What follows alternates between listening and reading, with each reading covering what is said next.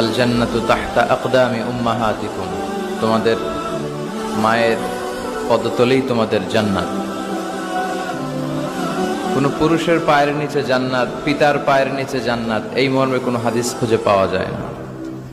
কিন্তু নারী জাতিকে এতটাই মর্যাদা দেয়া হয়েছে, বিশ্বনবী বলেছেন তোমাদের মায়ের পায়ের নিচে জান্নাত। এই পৃথিবীটাকে যদি 1000 বারও বিক্রি করা হয় তাহলে জান্নাতের একটা চেয়ারের দাম হবে না। এই পৃথিবীকে কয়েক লক্ষ বার বিক্রি করে দিলেও জান্নাতের একটা টেবিলের দাম হবে না। আর যে জান্নাত মায়ের পায়ের নিচে পড়ে আছে, তাহলে ওই পা দুইটার দাম কত? ওই পায়ের দাম টাকা দিয়ে কিনা যাবে না, তাই না? ও গো মা, তুমি